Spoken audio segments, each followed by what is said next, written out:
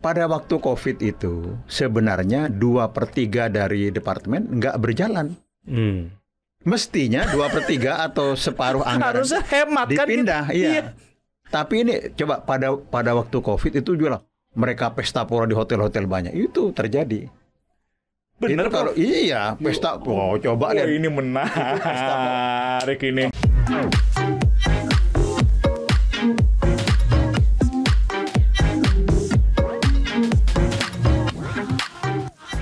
Pertanyaan semua orang nih, pertanyaan publik, katanya kita negara kaya, Prof, gitu ya. Tapi utangnya terus naik. Nah, ini menurut Prof salah di mana sih, Prof? Utang kita itu udah 8.000. Gini deh, teori ya, jawabannya teoritis. Kalau pengusaha maximizing profit. Iya. Boleh nggak? Boleh. Ya nggak? Karena dia efisien, dia jual di pasar. Benar. Siapa yang kontrol? Hukum alam. Iya. Kalau Pak CT itu menghasilkan produk yang efisien dapat untung. Benar. Tapi kalau Pak marginnya CT makin tinggi gitu maksud gitu, Prof. Ya? Kalau Pak CT menghasil tidak efisien, ya, harga tipis. Produknya tinggi, dia bangkrut. Iya, benar. Tapi bangkrut sendirian. Iya. Yang lain yang efisien tetap tumbuh. Iya, betul. Itu hukum ekonomi. Betul. Hukum politik. Nah, hukum politik, hukum kekuasaan. Berarti politisi itu itu maximizing budget. Kenapa, Prof? Biar seperti saya untuk jadi anggota DPR kan saya harus bikin program yang banyak. Iya, betul. Ya nggak di dapil segala macam. Itu semua begitu politisi. Iya. Tapi harus ada syaratnya. Ada transparansi, ada check and balances, ada demokrasi. Iya. Ya tidak dicampuri pengeluaran itu dan korupsi. Benar. Nah di politik ini perilaku itunya ada, remnya kagak ada. Oh, nggak ada yang ngawasin. Nggak ada yang ngawasin, nggak ada check and balances. Iya. Zaman Jokowi agak semi diktator sekarang kan. Iya. Dikuasai semua partai kan, nggak ada yang kontrol. Iya. Media itu kayak CNBC kan kurang kontrolnya. Udah segini dibilang kurang. Udah kurang. Jadi tiap kali disebut. Jadi akhirnya tuh mengeruk utang semau gue. Nggak ada yang itu. Contoh Perpu nomor 01 pada waktu COVID ya. Nggak ada yang kontrol. Kemana tuh duit? Kemana itu duit? Jadi dia berutang awalnya ketika tidak ada COVID turun dari 800-an utang jadi 640. Iya. Tapi begitu ada Perpu dinaikkan 1.200 triliun untuk ya itu belanja kesehatan. CPPN itu ya kan apa? Iya, untuk surat utang. Iya, surat utang. Implementasinya 1.500. Gila ini, nggak ada yang kontrol. Jadi yang selama kontrol COVID itu kita cuma Faisal Basri sama temennya, namanya Didi Rahbini. Jadi kita nambah 1.500 triliun semenjak COVID, Prof. Iya. Ada datanya tuh, Prof, ya? Ada datanya. Wah, itu pertanggungjawabannya gimana itu? Itu sebenarnya kriminal politik, tidak dihukum ya. Jadi DPR nggak ngontrol, disitulah utang banyak. Itu termasuk burden sharing sama BI, Prof, atau ya, bukan karena nggak kuat BI juga diminta untuk nanggung. Yang jadi permasalahan kita nanti, kemana tuh duit maksudnya? Nanti tidak hanya BI, dunia usaha yang akan disuruh nanggung seperti CNBC ya. Itu problemnya. Jadi PPN nih kita nanggung sekarang. Kalau kan saya sudah tahu hukum ekonomi ada yang ngontrol, otomatis kita berperilaku seimbang. Benar. Di politik harus ada. Kalau nggak ada yang ngontrol, ya udah lepas begitu saja. Maksudnya harus ada oposisi gitu yang kritis gitu ya, Prof? Ya check and balance ada kritik, ada segala macam ya. Itu syarat. Kalau nggak bisa, ya nggak. Dan itu transparan, harus terbuka. Prof, 1.500 gede juga, Prof. Ya coba lihat datanya. Ada datanya. Sebenarnya kan gini, pada waktu COVID itu sebenarnya 2/3 dari departemen nggak berjalan. Mestinya 2/3 atau separuh anggaran harusnya hemat dipindah, kan? iya. Tapi ini coba pada waktu COVID itu juga mereka pesta pora di hotel-hotel banyak itu terjadi. Bener itu kalau pesta, coba lihat. Ini menarik ini. Birokrasi itu dari presiden, gubernur sampai itu pesta pora di hotel-hotel banyak justru pada saat COVID. Alasannya supaya menggerakkan ekonomi ya. Tetapi itu pesta pora campur antara ekonomi sama moral hazard. Iya betul. Gabungan betul. Jadi ya berat deh. Menurut saya tetap kita harus ada kritik lah ya. Iya, ekonomi ini kan udah demokrasi. Diperlukan kritik. Dan jadi makanya tadi Prof bilang sekarang kemudian Pak Peter telepon saya. Iya. Prof, dikritik oleh Pak Luhut, ngeritik utang terus. Kan negara lain lebih Ya, besar besar utangnya. utangnya. Kayak Jepang itu bunganya itu cuma 0,4, 0,5. Benar. Jadi kalau punya utang kayak kita sekarang, bunganya itu cuma 40 triliun. Kalau kita 500 triliun bunganya. Kan beda. Katanya tahun depan jatuh tempo aja udah berapa tuh? 800 yang Mau bayar pakai apa itu, Bro? Gitu. Prof, bunga utang Prof ini Nah, menarik. tapi bisa ada solusinya. Iya, apa, Prof? Solusinya itu ya ekspor. PDB kita harus banyak. Oh, oke. Pajak kita harus banyak. Sama dan WD kan punya utang rumah, bayarnya 10 juta, gajinya 5 juta, sisa 5 juta. Benar. Naikkan jadi 30 juta. Benar. Income-nya enggak? Benar. Kan tinggal sepertiga saja itu. Betul. Nah, itu harus tumbuh 7%. Kalau nggak gitu nggak bisa. Ada solusinya. Apa, Bro? Yaitu tumbuh income. Caranya ya tadi industrialisasi Iya, digenjot. industrialisasi, penerimaan kita harus kuat sehingga APBN kita juga tinggi. Sehingga rasio utang terhadap PDB terhadap ekspor itu menjadi berkurang, kecil. turun. Berkurang. Tapi ini sudah celaka, sudah berat kalau tidak ditingkatkan pendapatan kita, ya nggak bisa. Jadi kita akan terjebak utang. Ada solusi sebenarnya. Tapi ini kan kerja kolektif. Kayak tadi ya saya ini menarik. kayak tadi saya 2/3 dari departemen kan tidak tidak berjalan dengan normal lah. Nah, tapi duit itu kan sudah ada di Jawa Timur, ada di Jakarta, sudah diketok palu secara politik. Iya, betul. Nah, itulah dibikin Perpu 02 bahwa yang ada itu ditarik ke pusat untuk pembiayaan Covid. Boleh. Karena kan darurat. Iya. Tapi ini daruratnya kebalik, malah utang tambah banyak. Yang itu dimakan aja terus walaupun tidak nggak bekerja kan pada Covid di rumah semua. Betul. Tidak keluar negeri, tidak kemana-mana. Dan bunganya tinggi banget. Nah, itu kenapa begitu? Karena tidak ada yang ngontrol. Semau gue gitu kan. Itu problemnya, Dek. Prof, soal bunga. Jadi political economy, Dek, ini, Dek. Benar. Bukan cuan-cuan. Ini bukan cuan-cuan. Prof, soal bunga utang, Prof. Kalau di luar COVID kan, COVID tinggi mungkin karena marketnya lagi crash gitu ya. Tapi kalau di luar COVID, itu kan bunga utang kita setiap penerbitan SBN 7%. Itu kan tinggi banget ya, Prof. Dibandingkan kalau kayak Malaysia itu cuma 4-5%. Orang gitu. kayak Michael beternak uang ya. Yuk duitnya masukkan SBN. Iya. Nggak dapat Dibayar duit negara pajak. lagi. Bayar negara, dibayar pajak. Itu kenapa bisa tinggi sih, Prof? Ya Karena inflasi kita kan rendah kalau ukurannya adalah inflasi gitu ya. Iya, karena kalau kita bunganya cuma 4%, itu nggak laku. Kenapa nggak laku, Bro? Ya karena kita butuh. Coba you lagi butuh jual rumah, kan nggak mungkin dijual seenaknya tinggi. Benar. Dia pasti akan turunkan harga. Ini juga kita butuh duit, kita bunganya ditinggikan supaya orang masuk. Karena kita ketahuan banget butuhnya, Prof. Tahun banget.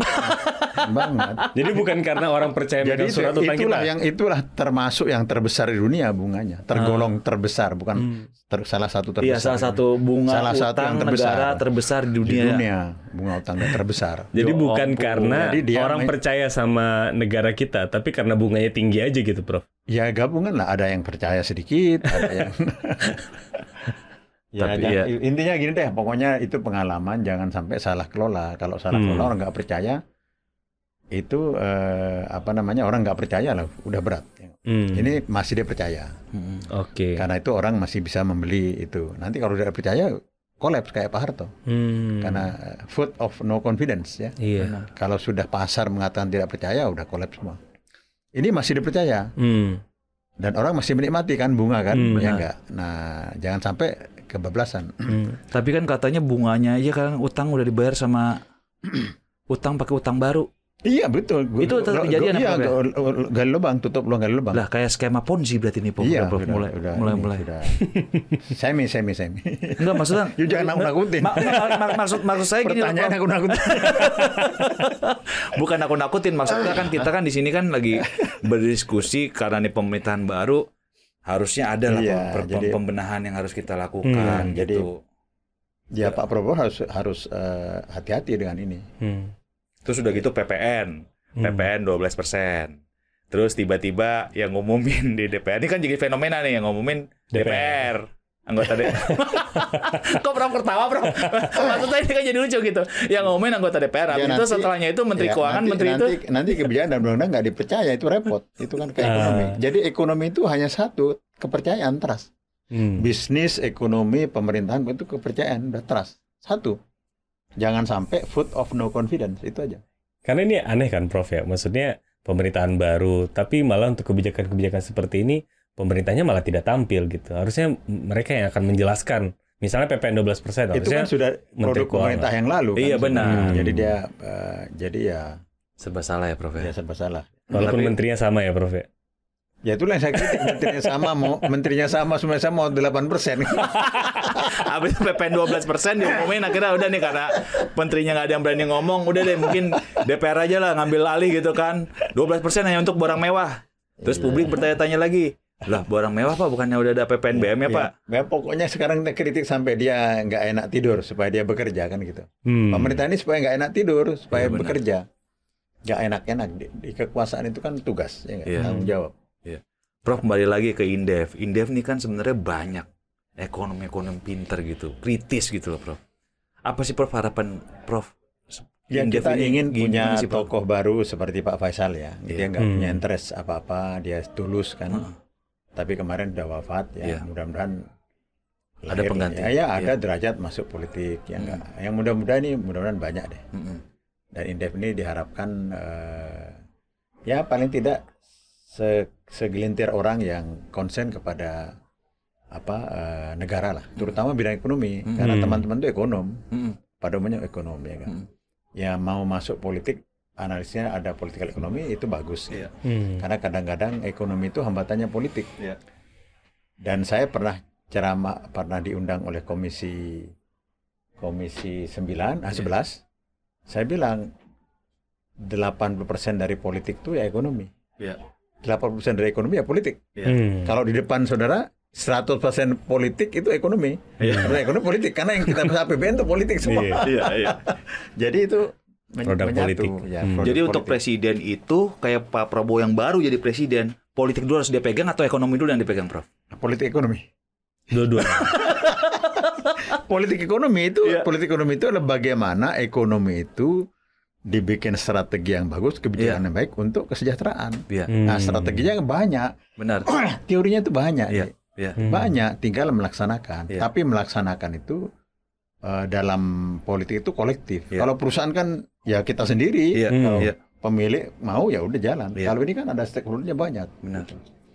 Kalau zaman Pak Jokowi kan dulu ada yang bilang dia megang semua partai supaya kebijakan-kebijakan ekonominya berjalan. Tapi gimana tuh? Gimana tuh? Bingung jawabnya. Semua partai udah dia pegang. Betul. Pak DPR dia pegang. Bahkan hampir nggak ada oposisi kan pada saat itu kan gitu. Tapi ekonominya sebenarnya ketika sudah punya mayoritas, seperti Pak Harto punya mayoritas kan, itu bisa dipakai baik, bisa dipakai buruk. Yang terjadi adalah yang ini dipakai baik untuk ngontrol tidak bisa, dipakai buruk kayak Perpu itu jadi bisa gitu. Itulah. Jadi kalau dipakai buruk jadi rente. Betul. Ya, itulah yang disebut oleh Olson distributional coalition, mendistribusikan ke grup kecil. Itulah yang menjadi faktor the decline of the nation. Itu saya menjelaskan teori pemenang Nobel. Di Indonesia ini belum tentu 100 tahun ada pemenang Nobel kan? Betul. Ini pemikiran orang pintar yang sebenarnya teorinya ada. Ya harus dijalankan dong, ya enggak? Gitu. Ini kan kabinet baru berjalan nih Prof. Belum 2 bulan ya Bang Wede ya, belum 2 bulan. Kalau di pemerintahan Pak Jokowi kan tahun pertama itu agak ketat. Dan kemudian ada reshuffle gitu. Nah, kalau Prof Didik ini ngasih waktu menteri-menteri lama dan baru ini berapa lama gitu? Harusnya bisa bekerja. Karena ini sampai sekarang anggaran kementerian aja belum selesai kan, Prof. Ya, saya kira Pak Prabowo belum menyampaikan targetnya berapa lama ya kepada menteri itu. Tapi paling tidak orang-orang seperti Sri Mulyani kan dia ditarik lagi karena dipercaya kan. Iya.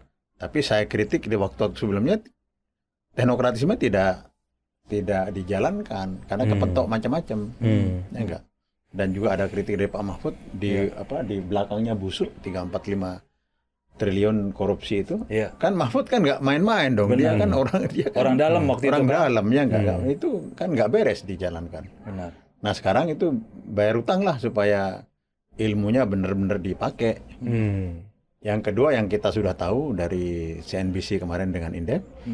Menko Pangan sudah memetakan banyak hal. Betul. Tantangannya berat banget. Betul, ya, berat. Nggak usah lah banyak-banyak, fokus beras dan jagung udah. Setelah itu beres. Yang lain kayak daging sudah muncul sendiri. Ya. Nggak usah punya cita-cita daging merah itu sebenarnya nggak usah. Itu susah ya. Jadi ya itu, dan saya sarankan kalau mau lepas dari middle income trap harus punya lompatan strategi. Kalau di Eropa Timur tuh flying geese pattern, ya enggak? Apa tuh, Prof? Flying geese pattern itu ya angsa terbang. Iya. Kayak angsa terbang tuh yang di depan tuh Jepang. Ya enggak?